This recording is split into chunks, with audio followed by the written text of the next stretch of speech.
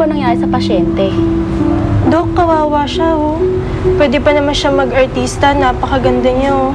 Mas maawa ka pag nakita niya mukha niya pagtapos nito. Let's pray when she wakes up, she'll get through this ordeal. Hindi biro ang mga lapnos niya.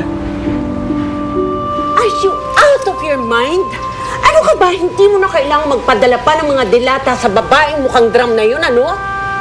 Ma, gusto ko maging okay na kami ni Aling Amparo. Close sila ngayon ni Mark. And that's my way of getting to Mark. Kung hindi dahil kay Mark, hindi naman ako pupunta dun eh. Obviously, hindi nag-work yung outreach program mo kay Aling Amparo, di ba? There are many ways to skin a cat. Del, pwede ba? Tanggalin mo nga yan. Umiinit ang ulo ko eh. Alam mo, pwede ka namang maging malapit dyan kay Mark. Hindi mo na kailangan lumapit pa dyan sa Amparo na yan. Baka mamaya, mga muy isda ka pa. Just go straight to the point. Eh, di lapitan mo yan si Mark. Yes, Ma, but I've already tried that and it didn't work. Kaya naghanap ako ng ibang way. And if Aling Amparo is the way to Mark's heart, then so be it. Fine. Have it your way. Kung gusto mo ng malasandaan, bahala ka. Mom, I need you to understand. No, I don't understand.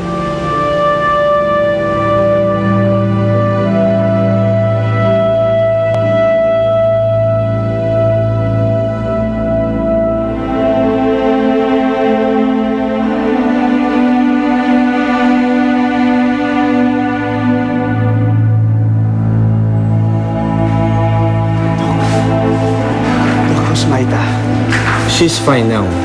Dadalhin na siya sa kwarto niya mamaya for observation. God. But if you want, you can have her transferred to Manila. Mas kumpleto ang facilities doon kaysa dito sa Batangas. No, Doc, we're fine here. Dito kami pumunta kasi puro clinic lang sa isla eh. May tanong ko lang, ano ba nangyari sa kanya? Doc, nasa beach kami. Nagkakulitan, naghahabulan kami. Tapos hindi niya napansin yung kahoy na nakapatid sa kanya, kaya bumagsak siya sa bonfire. You must be her husband. Boyfriend? Yes, Doc. I'm her boyfriend. Matagal na kami magkarelasyon. Good. She needs all the support when she wakes up. Hindi biro ang tinamo niyang third-degree burns. Baka masyak siya pag nakita niya epekto nito. But I'll just check on her again before she goes to her room. Okay? Thanks, Doc. Bakit hindi natin dalhin na lang sa Maynila si Maita? Mas maraming magagaling na doktor doon. Hindi ka ba talaga nag-iisip? Di ba hindi pwedeng malamang buhay si Maita sa Manila? Hintayin nating makarecover sa treatment si Maita bago natin tanggalin ang benda niya. May magpapainom sa kanya ng antibiotics from time to time. Ngayon, kung magising siya at sumasakit ang mukha niya, that is normal. Doc, as much as possible, pag hilingin niyang makita ang mukha niya, please, Doc, huwag niyo muna siyang payagan. I'm just worried sa magiging reaction niya. But soon, she will have to see her face. And we can't deprive her of that. I understand, Doc. Kailangan ko lang siya i-prepare emotionally. I understand. Okay, I have to go, Mr. Cervantes.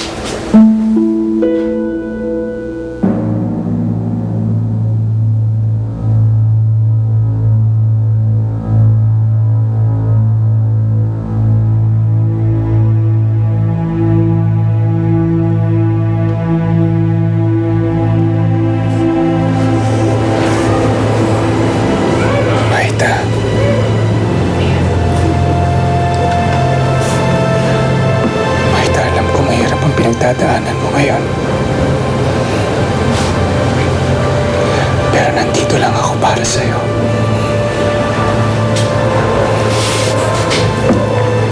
Mamahalin kita kahit anong maging itsura mo. Hindi kita iiwan. Hindi.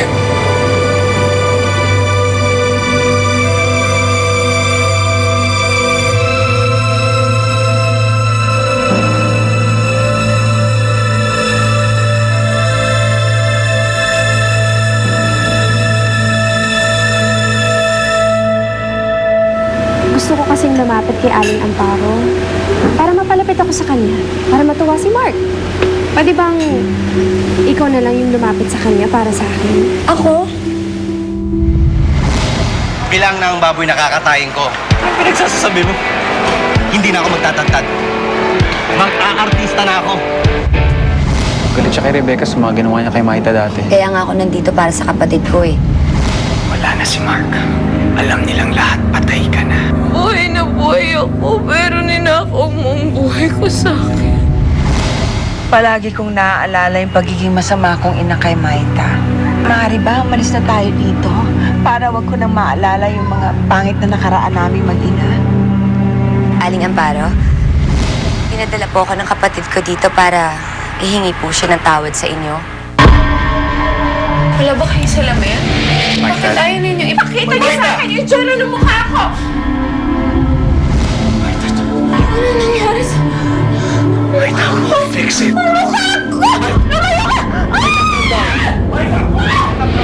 Hindi lang mukha kong sinira mo, pati buhay ko.